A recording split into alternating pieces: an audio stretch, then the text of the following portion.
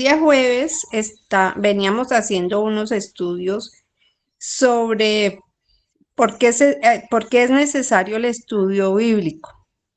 Y el pastor nos explicó que el estudio bíblico es para tener unos conocimientos o unas bases claras que nos permitan comprender la palabra de Dios y tener claro que la Biblia fue inspirada por el Espíritu de Cristo.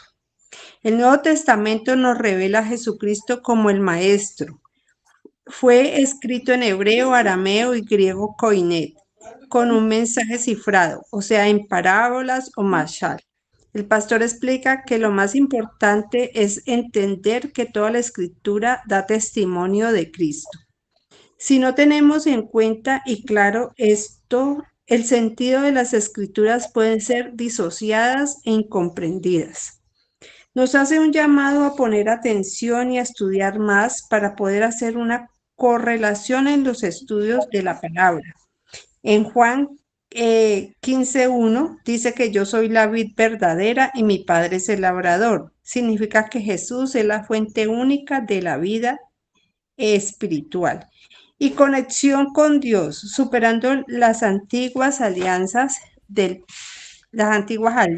¿no? Que ya se habían hecho en el pasado. El Padre cuida la viña, limpiando a los creyentes para que produzcan frutos de amor y obediencia, siendo necesaria la unión continua con Cristo para evitar la esterilidad. En Isaías 5, este versículo utiliza la parábola de una viña para describir el amor de Dios por Israel y su decepción ante su desobediencia, resultado en juicio severo. Dios proveyó todo para que produjeran frutos justos, pero dieron uvas silvestres, o sea, maldad. Este capítulo denuncia la correlación moral, la codicia y la inversión de valores, advirtiendo sobre el exilio, la desobediencia. Lleva a la pérdida de la protección divina, hambre espiritual y cautiverio a manos de una nación extranjera y lejana. Jesús retoma esta parábola para mostrar que Él es la vid verdadera y nosotros las ramas, llamándonos a dar frutos de justicia y de arrepentimiento. Aquí se establece para el paralelismo donde las uvas representan las obras o el carácter de Cristo, mientras que las uvas silvestres, uvas podridas, tipifican el pecado. En Mateo 7:15, dos tipos de frutos, nos habla de dos árboles que dan frutos malos y buenos. Por los frutos los conoceréis, dice la parábola. Jesús alerta a sus seguidores sobre líderes espirituales que aparentan piedad, mansedumbre y verdad, pero que en realidad tienen intenciones egoístas, codiciosas o destructivas. Jesús nos muestra que no se recogen uvas de los espinos, para diferenciar entre el árbol de la vida, la verdadera, que es Jesucristo, y el árbol del conocimiento del bien y del mal, que son zarzas, espinos, o sea, de Satanás. Se nos explicó el concepto de maldición y se definió como estar separados de Dios, anatema, apartados de la bendición, la protección y el cuidado de Dios. Estar apartado de Dios se asocia con el reino de las tinieblas, y la destrucción. Estar en bendición es estar al cuidado de Dios, de la mano de Dios, y los resultados son salud, prosperidad, amor con Jesucristo.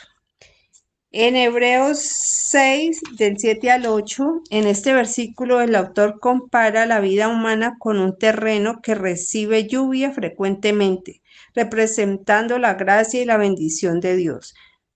Representa la tierra bendecida, que es el creyente que recibe la palabra y produce una cosecha útil, crecimiento y madurez espiritual. La tierra desechada representa a quienes, a pesar de recibir las mismas bendiciones y enseñanzas, solo producen espinos y cardos, debido al rechazo deliberado del Evangelio, y su destino es el juicio divino. El llamado es a la disciplina y el compromiso de estudio, indicando que un estudio superficial produce resultados mínimos, mientras que el esfuerzo sostenido y profundo es necesario para la descodificación y relación con la palabra. El viernes alcancé a hacer una parte que es en la reunión se habló del propósito que el propósito de esta reunión o de esta escuela del maestro es estudiar sobre Jesucristo. Las enseñanzas se van profundizando para lograr entender y recibir la relación a través de su palabra. La infestación que se produjo en el jardín del Edén, donde nos habla de dos árboles y el árbol de la vida, de la vida y el conocimiento del bien y del mal, aquí se describe el árbol del bien y del mal como un parásito espiritual, infestando a un organismo vivo que se introdujo en el corazón del hombre, que es el centro del ser, alterando la genética espiritual. La tierra estaba diseñada para funcionar como una viña que debería dar frutos dulces, pero después de la infestación empezó a dar frutos amargos, agrios, cardos y espinos, zarza. Para afrontar esta situación se introduce la ley de Moisés, que vino como una herramienta de diagnóstico, pero no como la cura a la situación. La ley nada perfeccionó, porque aunque la ley es santa, no podía arreglar el problema de raíz. Mostraba el pecado, pero no mostraba cómo arrancarlo de nuestras vidas. En Jeremías nos habla de los cardos y espinos y el árbol sembrado junto a aguas. Nos muestra los frutos de estos árboles, unos que parecen buenos, pero que por dentro están podridos. Cuando Abraham en el monte de Moriah iba a sacrificar a su hijo, encontró un carnero enredado en una planta de cardos y espinos. El zarzal es la infestación misma, la maldición, que son los espinos, que nos atrapan. Estamos enredados en la maldición. Este simbolismo revelado en el monte Moriah es una profecía del carnero enredado en el zarzal. Representa a Cristo con la corona de espinos. Al llevar esta corona, Jesús absorbe toda la maldición y la infestación del pecado. Fue absorbida. ¿Cómo la eliminamos? La maldición de nuestra vida. La solución es el fuego, la revelación de Cristo, que viene a quemar esos cardos y espinos, eliminando la infestación, lo que produce en la tierra una transformación o transición de ser una retama o convertir en un árbol conectado a la vida y sembrado junto a las fuentes de agua viva que produce frutos verdaderos. Los pasos son primero beber la lluvia, que es recibir la palabra de Dios. Segundo, poner la mano en el arado, que es un compromiso con el camino sin mirar para atrás y esperar los resultados, que es hierba provechosa. La pregunta es, ¿qué tipo de fruto está produciendo la tierra interior? ¿Espinos o la vida verdadera?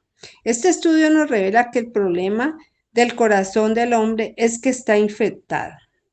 La vid verdadera y el misterio de la zarza descodificado,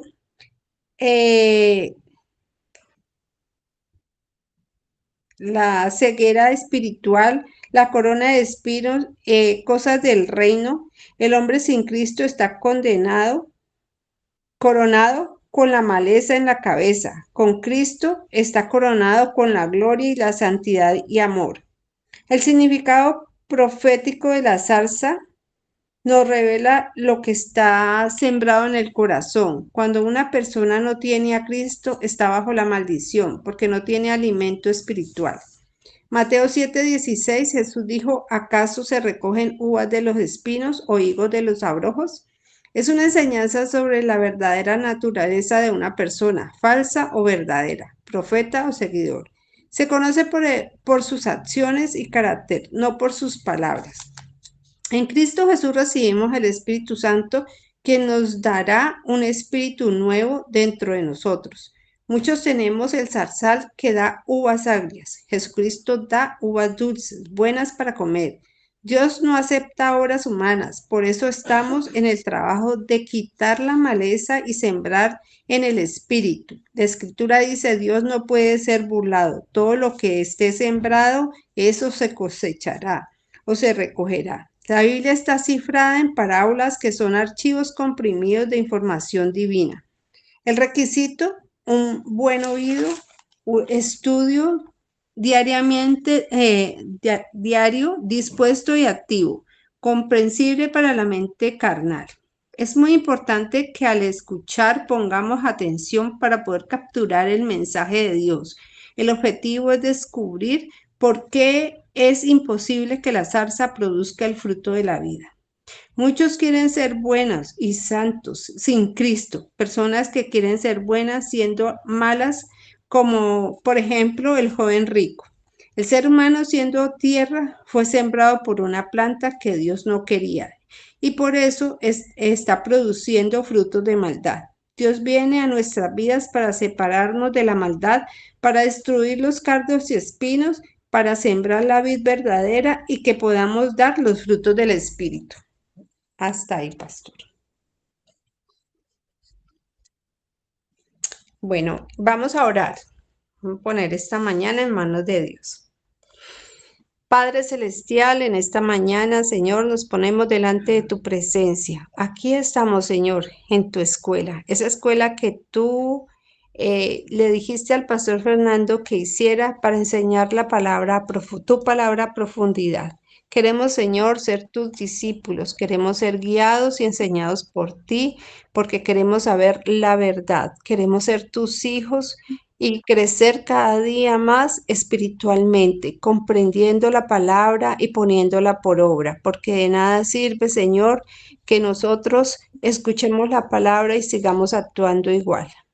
Padre Celestial, hoy te pido perdón, Señor, si en algún momento te hemos fallado, si hemos dicho o hemos hecho cosas indebidas. Te pido perdón, Señor, reargúyenos de pecado, límpianos cada día más.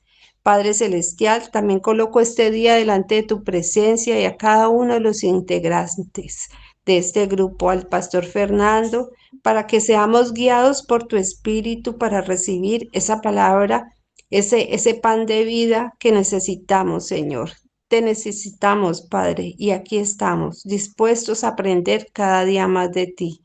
Gracias, Señor, por este nuevo día. Gracias por la salud, por la provisión, por las bendiciones que tú nos das todos los días. Gracias, Padre. Amén y amén. Gracias, muy buenos días. Vuelvo y saludo a todos mis hermanos, a los que van a entrar, a los que van a escuchar. Bueno, en este estudio tocaste un tema sobre el joven rico. Eso se encuentra en Marcos capítulo 10, versículo 17, también en Mateo capítulo 19, versículo 16 al 30, y también está en Lucas capítulo 18, versículo 18 al 30. Entonces, vamos a leer hoy la parábola del joven rico. Vamos a leer esas escrituras. Acuérdense que la parábola no es una historia de mentiras o artificiosa. No, no, la parábola es la doctrina de Cristo, como Dios abrió su boca con archivos comprimidos para comenzar a revelar las verdades espirituales, dando una comparación con algo, aunque fuera pasado un suceso real. Entonces, muy poca gente sabe que el joven rico es una parábola. Entonces, entendiendo ya esto y llegando a mayor nivel, entendiendo el Salmo 78, verso 2, abriré mi boca por medio de parábolas. Resulta que todo lo que sucedió a veces en Jesucristo, él usaba para explicar el reino de Dios. Entonces, voy a leerlo por ustedes y dice, al salir él para seguir su camino, vino uno corriendo e hincando la rodilla delante de él, le preguntó, Maestro bueno, ¿qué haré para heredar la vida eterna? Jesús le dijo, ¿por qué me llamas bueno? Ninguno hay bueno, sino solo uno, Dios. Los mandamientos, ¿sabes? No adulteres, no mates, no hurtes, no digas falso testimonio, no defraudes, honra a tu padre y a tu madre. Él entonces respondiendo le dijo, Maestro, todo esto lo he guardado desde mi juventud. Entonces Jesús, mirándole, le amó y le dijo, una cosa te falta, anda, vende todo lo que tienes y dalo a los pobres y tendrás tesoro en el cielo y ven, sígueme tomando tu cruz. Pero él, afligido por esta palabra, se fue muy triste porque tenía muchas posesiones. Entonces Jesús, mirándole alrededor, dijo a sus discípulos, ¿cuál difícilmente entrará en el reino de Dios los que tienen riquezas? Los discípulos se asombraron de sus palabras, pero Jesús respondiéndole volvió a decirles, hijos, cuál difícil le es entrar en el reino de Dios a los que confían en las riquezas. Más fácil es pasar un camello por el ojo de una aguja que entrar un rico en el reino de Dios. Ellos se asombraban aún más diciendo entre sí, ¿quién, pues, podrá ser salvo? Entonces Jesús mirándolos dijo, para los hombres es imposible, mas para Dios no, porque todas las cosas son posibles para Dios. Entonces Pedro comenzó a decirle, he aquí nosotros lo hemos dejado todo y te hemos seguido. Respondió Jesús y dijo, de cierto os digo que no hay ninguno que haya dejado casa o hermanos o hermanas o padre o madre o mujer o hijos o tierras por causa de mí y del Evangelio, que no reciba 100 veces más ahora en este tiempo casas, hermanos, hermanas, madres, hijos y tierras, con persecuciones y en el siglo venidero la vida eterna. Pero muchos primeros serán postreros y los postreros primeros. Palabra de Dios. Amén. Le pido al Espíritu Santo en el nombre de Jesucristo que nos abra esas escrituras y nos abra hoy los oídos y que nos revele lo que está aquí escondido. Que Dios permita que esto se descomprima. Acuérdese que la parábola es un archivo comprimido y a veces yo tenía un computador y me llegó un archivo comprimido y no lo podía abrir. Y entonces me puse a investigar y tenía que bajar un programa para poderlo descomprimir. Tenía toda la información comprimida, eso se llama avisar, algo así, no me acuerdo bien el nombre, y bajé el programa y el programa me hizo abrir todo eso que venía ahí comprimido. Pues así es la parábola. Aquí podemos ver varias doctrinas, pero tenemos que verlo con mucho detenimiento, mucho análisis y mucha meditación. Aquí hay unos temas impresionantes. Yo me metí a estudiar el joven rico y le he sacado tanta sustancia a esto, Dios mío. Me ha llevado a unas revelaciones tan impresionantes de conocimiento en solamente esta parábola. Esta parábola es nada ni menos que la revelación del hombre natural tratando de ser espiritual sin Dios, tratando de obedecer los mandamientos y la ley sin tener naturaleza divina. Entonces vuelvo y lo voy a leer, porque esto es volver otra vez a repetir. Acuérdese que la repetición es la madre del aprendizaje y tenemos que profundizar sobre este texto. Entonces, al salir él para seguir su camino, vino uno corriendo.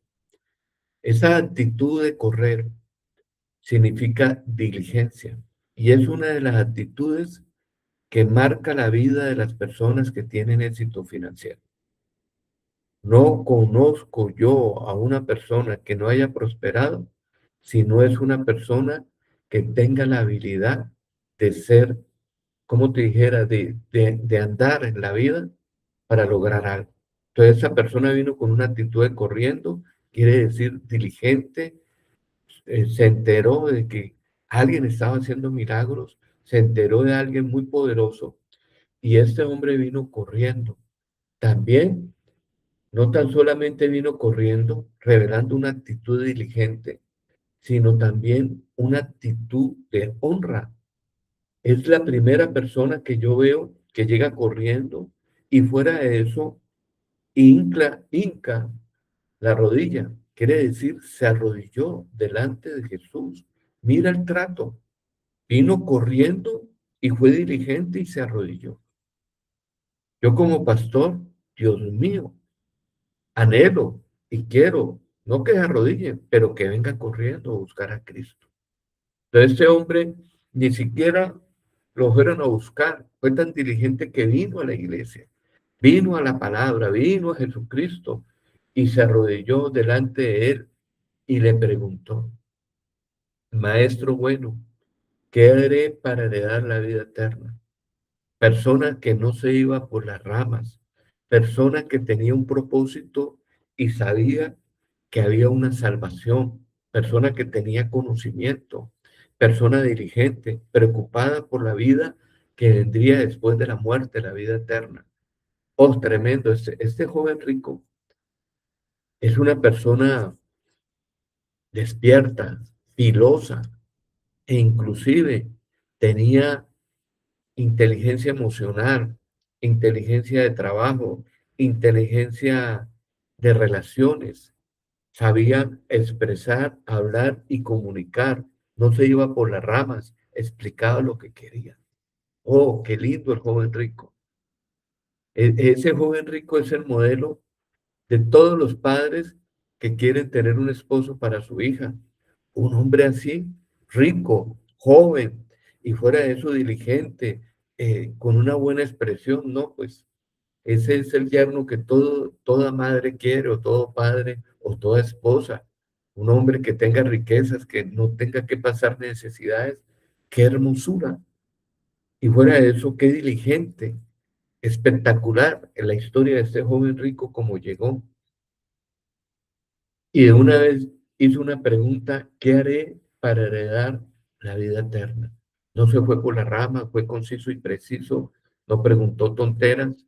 Él venía y sabía que necesitaba ser salvo, pero aquí me impactó algo. Aquí no hablaron qué haré para ser salvo, sino dijo, ¿qué haré para heredar la vida eterna?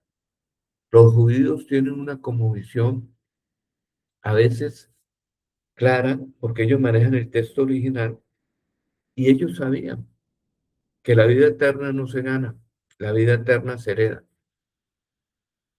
La vida eterna se hereda, no se gana. Por eso dice, ¿qué haré para heredar la vida eterna? Pero no quiero profundizar sobre este tema. Quiero ver otros puntos que hay ahí, otras revelaciones. Eso lo dejo para otro estudio. Jesús le dijo, ¿por qué me llamas bueno? Entonces comenzó el maestro a desbaratar el ego. Comenzó el maestro a destruir lo que a veces muchos pastores o líderes religiosos no son capaces de hacer. Jesucristo comenzó a tratar al joven rico hasta de una manera que le interrumpió y comenzó la enseñanza. Cuando comienza la enseñanza en la Escritura, nosotros los siervos de Dios podemos ser ofensivos, pero no que seamos ofensivos. Lo que pasa es que nosotros somos expertos en destrucción del ego. Nosotros le declaramos a las personas que son pecadoras. Juan el Bautista nunca dijo, ustedes son buenas personas. Gritaba, arrepentidos, arrepentidos, el reino de Dios se ha acercado. ¿Por qué digo esto? Porque el Evangelio el verdadero evangelio es confrontativo. El verdadero evangelio declara y muestra que el hombre es pecador. Declara y muestra que el hombre es pobre, ciego, desventurado y desnudo. El evangelio muestra que el hombre está esclavo. Cuando Jesucristo le dijo, y conoceréis la verdad y la verdad os hará libre, los judíos se ofendieron y dijeron, pero nunca hemos sido esclavos. ¿Cómo dices tú, seremos libres? Desconociendo su identidad de israelitas que estuvieron 400 años presos de del pueblo egipcio y que tuvieron presos ahí. Y fuera de eso fueron tan maltratados que le mataban a sus hijos. Entonces, a veces el ego no deja ver nuestra historia, todo todo el contexto de nuestra historia, y entonces dice, nunca hemos sido esclavos. Sí, fueron esclavos. Y Jesucristo también está hablando de una profundidad, de una esclavitud interior, de cárceles creadas por el ego. Entonces, aquí Jesús comenzó a destruir su concepto del bien. En muchas iglesias hablan en el concepto o la idea del pecado, pero en muy pocas iglesias se habla que las obras de justicia de los seres humanos son trapos de inmundicia delante de Dios, porque no entienden el concepto, la idea, y esta parte es la parte donde el Señor muestra que aún lo bueno de nosotros hace o es lo peor para ser salvos. Y esto es una idea muy profunda y es mucha analítica, entender que a veces lo bueno de la vida o del mundo hace que no heredemos la vida eterna. A veces a estas cosas que el mundo cataloga como el éxito, como riquezas, como tener una pareja, como tener seguidores, a veces, o personas que te halagan por tus riquezas, a veces todas estas cosas se hacen estorbo para ser salvos. Hay unos estudios muy profundos que vienen después, pero muy profundos sobre la cognición y la metacognición. Son muy profundos, ya no vamos a meter analítica de mente y neurociencia. Esto le invito que me coloquen mucha atención sobre estos temas porque vamos a comenzar a desconfigurar de creer que lo bueno a veces es bueno y a veces es el mayor obstáculo. Yo como siervo de Dios, para mí es más fácil predicarle a una persona que reconozca que es mala a que una persona reconozca que es mala pero se cree buena. Qué problema tan grande cuando una persona tiene riqueza y cree que puede comprarlo todo. Entonces, sigamos en el estudio. Entonces Jesús le dijo, ¿por qué me llamas bueno? Ninguno hay bueno, sino solo uno, Dios. Cuando el hombre le dijo a Jesús que era maestro bueno, es porque el joven rico se creía bueno, porque obedecía unas normas y tenía un comportamiento que lo hacía ver mejor que las demás personas en Israel. El joven rico era el modelo de Israel, de una persona exitosa, de una persona religiosa y una persona que obedecía la ley de la Torá, los mandamientos. Era una persona que nosotros podemos pensar que era una persona ya salva, pero no, esto comienza a desconfigurar todo nuestro sistema de creencias. Entonces, ¿por qué me llamas bueno? Ninguno hay bueno, sino solo uno, Dios. Entonces, aquí podemos entender lo que dice Isaías 55, versículo 8. Mis pensamientos no son vuestros pensamientos. Y es la verdad, como está separado la tierra del cielo, así son mis pensamientos. El ser humano se cree muchas cosas. El ser humano de por sí se cree la última Coca-Cola del desierto. E inclusive yo he escuchado prédicas humanistas impresionantes que ve el ser humano se ve como alguien bueno. E inclusive el ser humano se considera bueno, mediano, índices de maldad, persona mala, persona vil, como usted lo quiera ver, pero Dios no ve al ser humano bueno.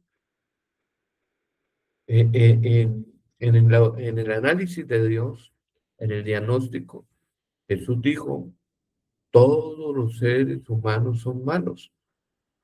Pablo lo revela en el libro de Romanos, dice, mas cuanto todos pecaron, todos fueron destituidos de la gloria de Dios.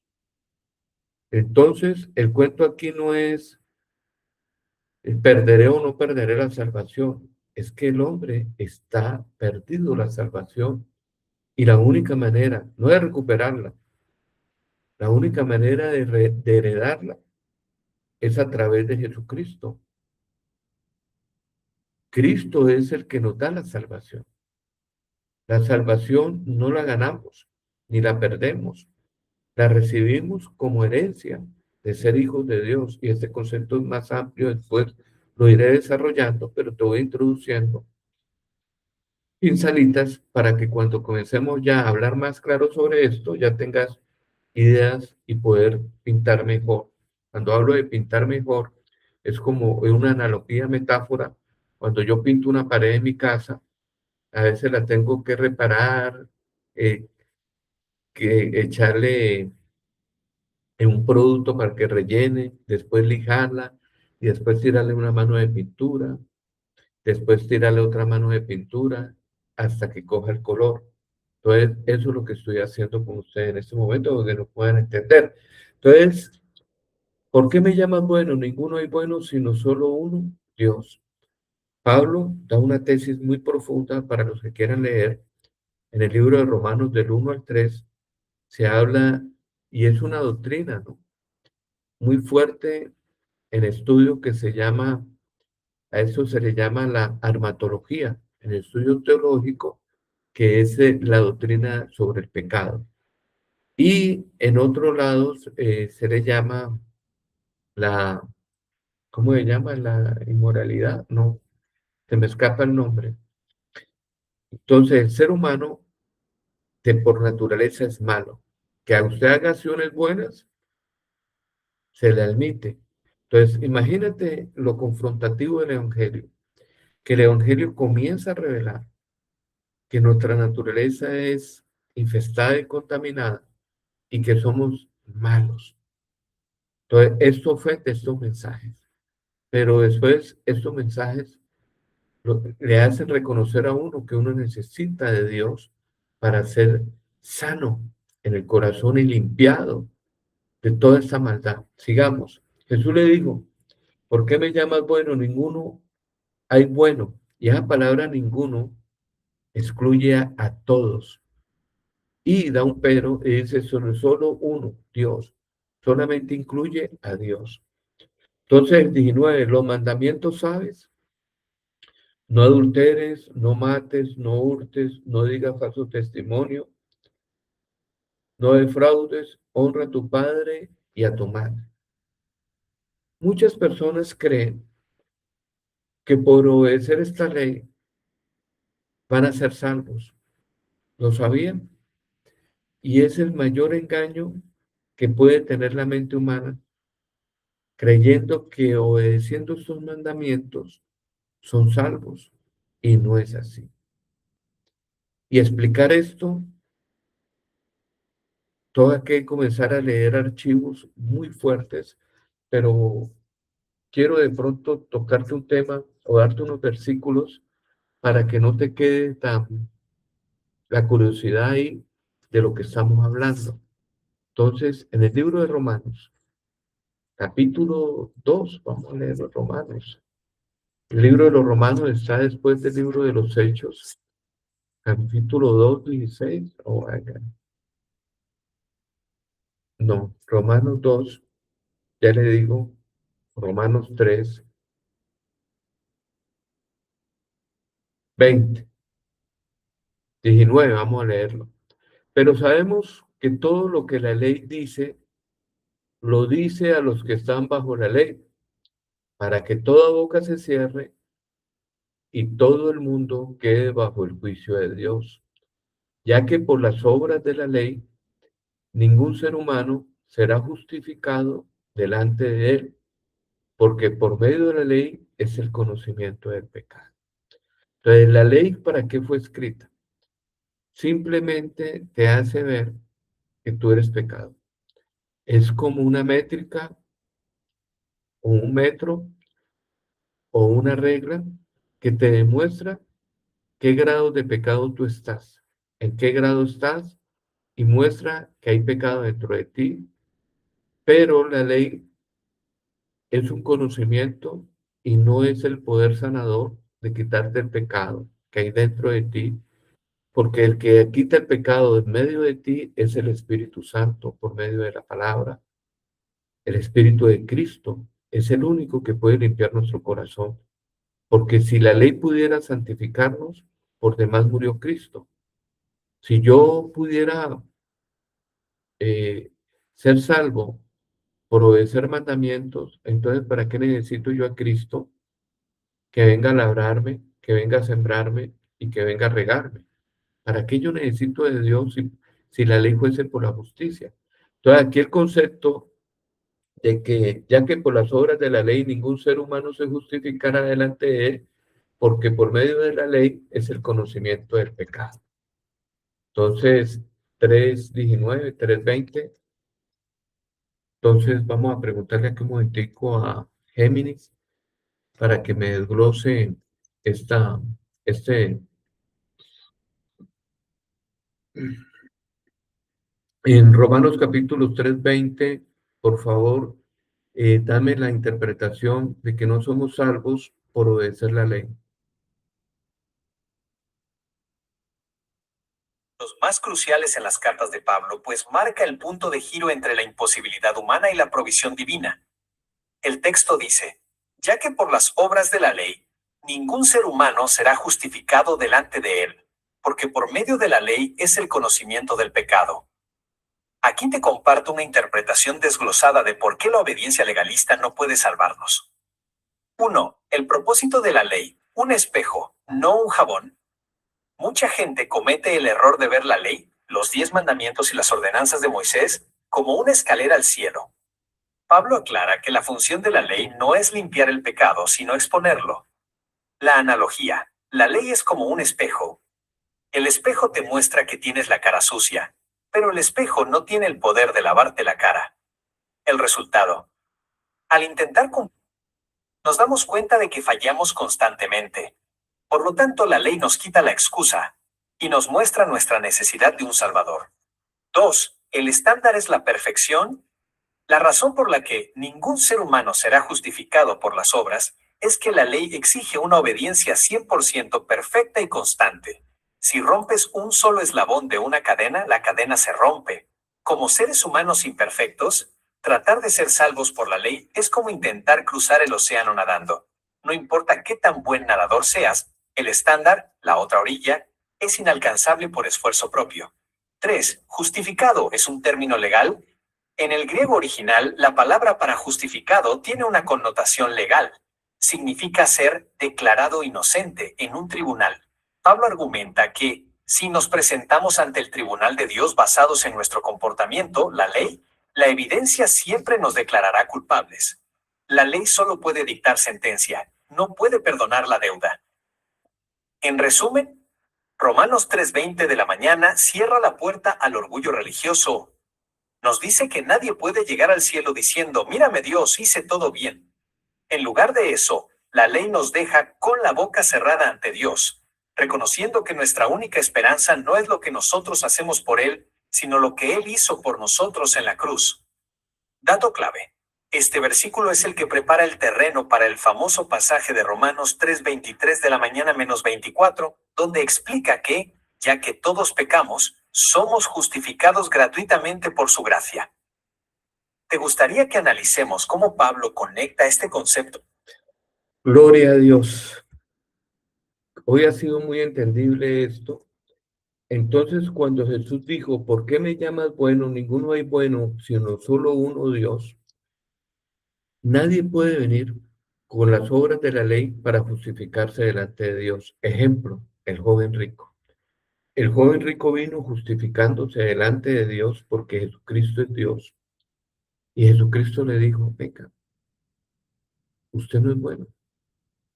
Usted es una persona pecadora que trata de obedecer y buen nadador y ha tenido fuerza de voluntad y ha tratado de estar dentro de los mandamientos. Y Jesús de una vez le desbarató todo su sistema, porque resulta que la ley de Moisés, el primer mandamiento es amar a Dios sobre todas las cosas. Y Dios probó los pecados que él estaba haciendo, pero es que Jesús es muy sabio. Él le habló de lo que él obedecía.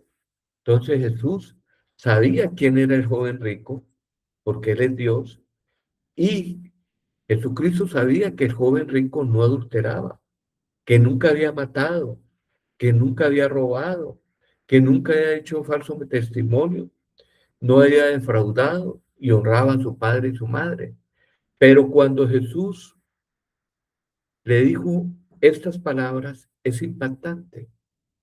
Y él entonces respondió y le dijo, maestro, todo esto lo he guardado de mi juventud. Sacó pecho religioso, orgullo, soberbia, lo he hecho, lo he cumplido. Entonces Jesús mirándole le llamó y le dijo, ¿por qué? ¿Sabe qué? ¿Cómo lo miró Jesucristo? Como cuando a uno lo miran y uno está tan equivocado, lo miran con esa compasión que dice, ay Dios mío, este es bruto, este, este todavía no sabe, está enredado. Y Jesús le miró y le amó y le dijo, una cosa te falta, una cosa, anda, vende todo lo que tienes y dalo a los pobres y tendrás tesoro en el cielo y ven y sígueme tomando tu cruz. ¿Sabe qué le recitó? El primer mandamiento. Le habló de los que cumplían, ahora le va a hablar de los que no cumplían. Hace 2 días me llegó un audio que me impactó. Un audio donde una muchacha me impactó, voy a ver si lo encuentro, porque dijo, para nosotros decir amor, ya lo estoy buscando, es muy diferente. Pero y verán, no voy a buscarlo por acá más. A ver, ¿a quién lo busco? Por acá. Este me impactó.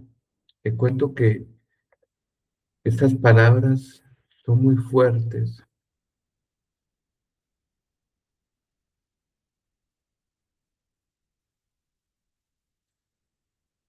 Gracias, Señor Jesucristo, Padre de gloria. Gracias, Señor Jesucristo. Ayúdame a buscarlo, Padre. ¿Dónde está? Que lo veo ahorita más tardecito.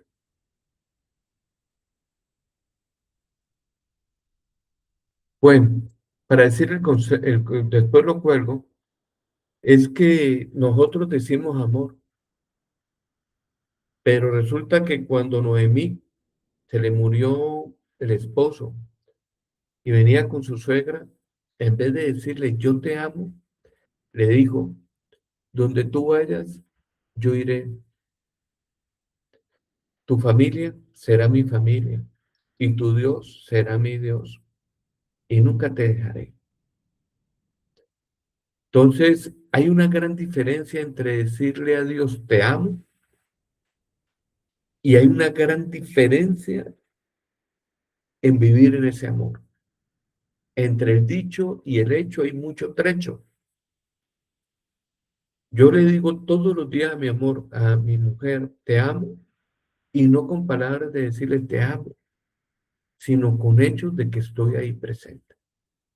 Entonces, cuando Jesucristo dijo, una cosa te falta, anda, vende todo lo que tienes y dalo a los pobres y tendrás tesoro en el cielo, y ven y sígueme tomando tu cruz, le quiso decir el primer mandamiento, que es amarás a Dios sobre todas las cosas. Pero lo dijo de otra manera. Entonces, pero el afligido por esta palabra se fue triste porque tenía muchas posesiones.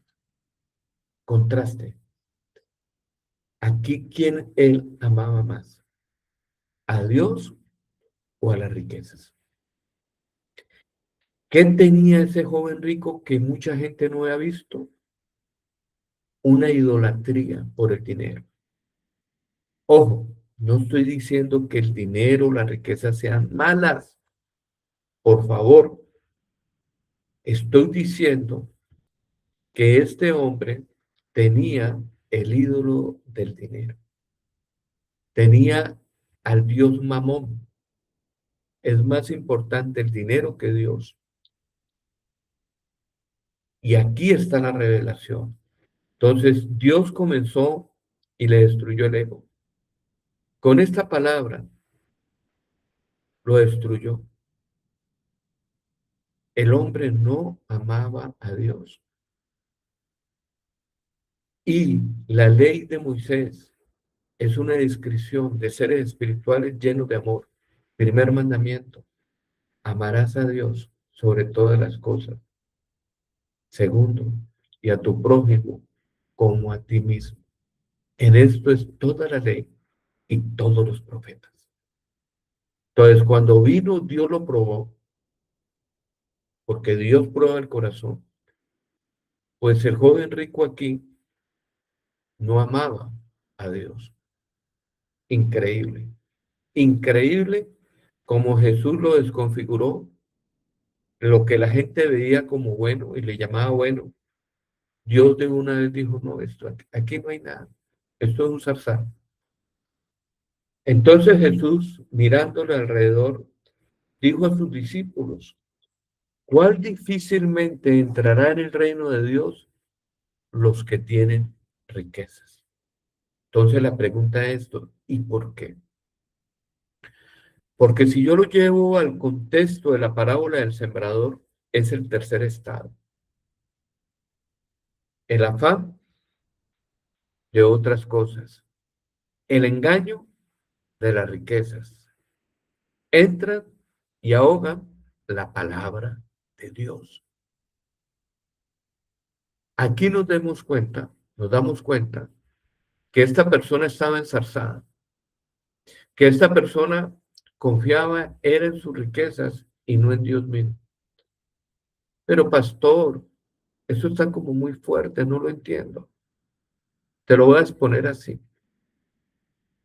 El joven rico no creyó en Jesús. Voy a dar un ejemplo. Viene Elon Musk, el hombre más rico del mundo. Y viene un empresario y le dice, déjala de empresas y ven a trabajar conmigo. ¿Qué haría el empresario? Aunque tuviera una empresa de 10, 20 millones de dólares. La dejaría tirada. Y se iría con Elon Musk porque sabe que le va a dar más de lo que él tiene. Resulta que el joven rico no se dio cuenta que el que le estaba hablando ahí era más rico y más poderoso que Elon Musk. ¿Usted sabe qué perdió el joven rico? En mis meditaciones, perdió el apostolado, perdió la bendición a Jesucristo, lo perdió todo, porque el joven rico tuvo que morir. ¿Y qué se llevó? ¿Y para dónde fue? Esa es la pregunta. Riquezas temporales. Cambió lo temporal por lo eterno. Cambió todo porque confiaba en las riquezas. Jesús dijo, que el mal es el amor al dinero. Amó más las riquezas que a Dios. Y esto es una locura entenderlo. Lo despreció por monedas. Despreció a Jesucristo. ¿Cuántas veces despreciamos a Jesucristo? Cuando no nos congregamos. Despreciar la cena del Señor es despreciar lo que Dios ha preparado para que comamos. Palabra. ¿Cuántas veces dejamos de congregarnos por hacer cosas que la verdad se pueden hacer en otro momento? Para mí, la palabra me ha enseñado a tener un orden de prioridades.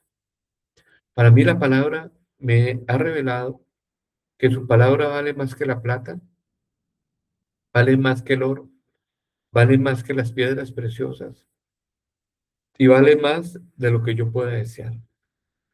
Proverbios 3:13. Y es verdad.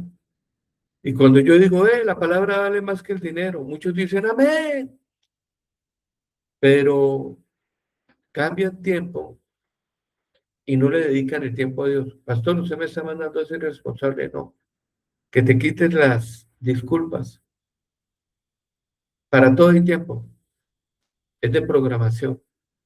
Es de programar el tiempo para Dios y el tiempo para ser productivo en diferentes cosas.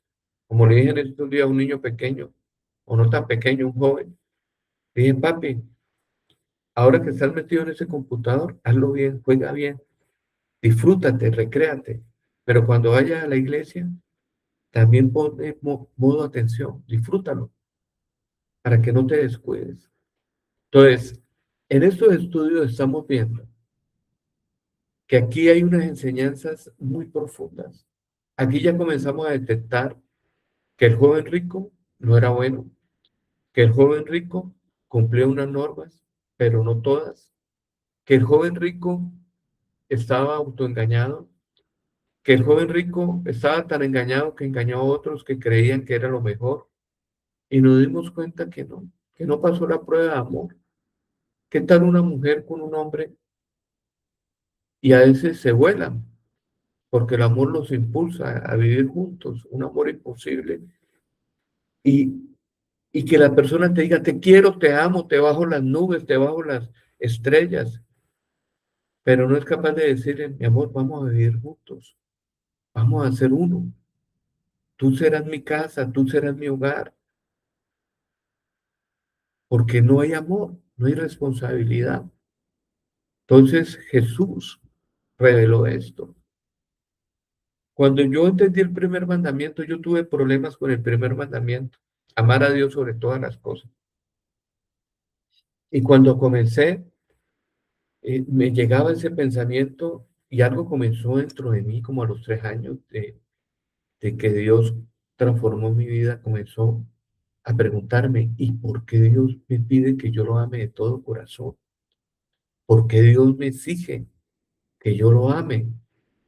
Y me daba como enojo, porque yo no tengo problema con el dinero, con el diezmo. Cuando comencé no tenía problemas con eso, lo entendí, pero no entendía algo que yo no podía darle, amarle. Y me sentía molesto porque la ley produce ira, dice la escritura, y produce incapacidad. Es como cuando usted amarra en una bolsa y usted trata de soltarla y no puede, entonces la arranca. Así es esa cosa tan horrible de yo querer obedecer, pero dentro de mí no podía. Y entonces le pregunté, Dios mío, ¿por qué me exiges que te ame? Yo no puedo amarte. Cuando estaba pues en el proceso del entendimiento sobre este tema, y pídele a Dios, pero ¿por qué me pides que me ame? Hasta que un día en oración el Espíritu descendió y me dijo, yo te pido lo que yo hice por ti. Y me di cuenta de la ley de la correspondencia. Resulta que Dios pide lo que Él hizo por nosotros. Cuando Dios me dijo a mí, yo te amé y te di mi vida, te amé sobre todas las cosas, no te cambié por riquezas. A mí me ofrecieron todas las riquezas de la tierra. El diablo me la ofreció porque el diablo le ofreció el puesto religioso y el poder de las riquezas del mundo. Y Jesús la rechazó. Entonces yo me quedé pensativo. Sí, Dios me ama sobre todas las cosas. Dios me ama tanto que murió por mí. Y entonces el Espíritu me hizo ver de ese amor tan puro. Y tengo una prédica que se llama Un Dios enamorado, donde en el libro de los Cantares dice, y no hagas esperar el amor. Cuando yo entendí eso, lloré, me quebranté, me di cuenta que Dios me ama, murió por mí, derramó su sangre preciosa por mí. Eso fue algo impresionante cuando tú recibes esta revelación de un Dios enamorado, de que Él murió por ti, que fue azotado, lastimado, tomó tu lugar. Cuando alguien toma tu lugar es porque te ama tanto, como una madre, cuando un hijo quiere que se le lastime a ella y no a su hijo, que se metan con ella, pero que no se le metan con lo que ama. Y eso fue lo que hizo Dios con nosotros. Pero el diablo ha querido ocultarlo. De tal manera amó Dios al mundo, que entregó a su Hijo unigénito para que todo aquel que en él crea no se pierda, mas tenga vida eterna. ¡Wow! Y entonces esto cambió mi perspectiva. Me dio vergüenza ver que yo no le correspondía a Dios en su amor, que yo era simplemente como un tóxico que se quejaba delante de Dios diciéndole, tú no me amas. Y ¿cómo que no me ama? Hombre, murió por mí, se entregó por mí, me dio por rescate, me compró a precio de sangre, llevó mi castigo sobre él y por su llaga yo fui curado. Aleluya. Aleluya. Gloria al Santo de Israel. Entonces, para entrar en el reino de Dios hay un camino más excelente, que es el amor. Esto de recibir a Cristo es una transformación de seres destructivos, dañinos y malignos a recibir el corazón de amor hacia Dios. Yo he escuchado muchos hermanos que dicen, Señor, dame tu corazón para amar como tú amas. Dame tu corazón para entender las cosas como tú entiendes. Por eso Dios murió siendo sano para darnos su corazón. Ahí tengo la prédica. Bueno, sigamos. Entonces, tenemos un Dios de amor impresionante, que lo dejó todo y vino aquí a ser vituperado, perseguido. Inclusive, yo fui enemigo de Dios. Yo mal hablé de Dios por ignorancia. Hoy me arrepiento e inclusive de todo el tiempo de no haberlo conocido. Hoy me arrepiento de haberlo conocido y no tener más relación con él o estudiar más la palabra. Pero pastor, usted estudia 5, 6, 8 horas diarias. Pero es que cuando uno está enamorado, quiere estar con la persona que ama. Para mí la Biblia es una carta de amor. Es la expresión de amor de mi enamorado. Cuando yo leo la Biblia, leo sobre el héroe que me salvó, de la persona más maravillosa, el ser más grande y perfecto que Jesucristo, el ser que verdaderamente es la altura de la altura de la altura de un ser que es perfecto y es bueno, excelente. Es imposible no conocerle y no amarle. Es imposible. Sigamos. Entonces los discípulos se asombraron de sus palabras, pero Jesús respondiendo le volvió a decirles, hijos, cuál difícil le es entrar en el reino de Dios a los que confían en las riquezas. Ojo, y hay unos que ya están sobrepasados, las aman. Y no estoy hablando en contra de las riquezas, e inclusive la palabra de Dios nos invita a ser ricos, a no pedir prestado, sino a prestar, pero cada cosa en su lugar. Primero Dios, segundo Dios, tercero Dios, cuarto Dios. Las riquezas vienen por añadiduras. La Biblia dice, vuélvete a enemistad con él y tendrás más oro que piedras de Ofir. Sigamos. Entonces, cuando Jesús, todo el mundo esperaba al joven rico que se integrara al grupo, todo el mundo esperaba que el joven rico fuera discípulo, era una persona moralmente correcta, pero Jesucristo se dio cuenta que no le amaba. Y es como yo, si yo me meto con una persona que no me ama, pues no va a ser fiel, no va a ser leal. Por eso yo tengo un lema en el liderazgo, que aquí necesitamos personas enamoradas de Jesús. Porque si no están enamorados de Jesús, lo van a cambiar por monedas de plata como Judas. Lo van a cambiar por cualquier tontera, por un espejo, por cualquier bobada, porque Cristo no vale nada para ellos. Para mí sí. Por eso me dan celos, me enojo cuando a Jesucristo me lo tratan de despreciar, me molesta que la cruz la traten como si no fuera nada. En la cruz fue la expresión de su sacrificio y pasión. Entonces eso sí me molesta cuando la gente trata de robarle los créditos a Jesucristo. El celo de la casa me consume, dijo Jesús, y cogió un látigo y dio correa a todos esos cambistas y negociantes del reino. Amén. Esta prédica la dejaré aquí en continuación. Mañana, por favor, estemos temprano. La enseñanza a las 6 de la mañana. Si ustedes entran más tarde y comenzamos a las 6:20, pues por tiempo no puedo desarrollar más el tema.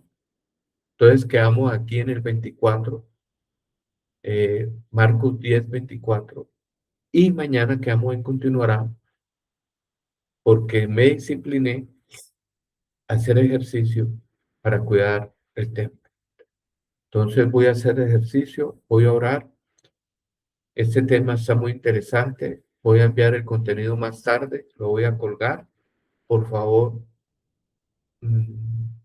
lean el resumen, lean lo que voy a escribir y si quieren, vuelvan a escuchar la predicación y mediten sobre lo que está hablando. Pueden leer también el texto, Marcos 10, versículo 17 hasta el versículo 31. Les bendigo en el nombre poderoso de nuestro Señor Jesucristo y me voy a ir a caminar. Amén.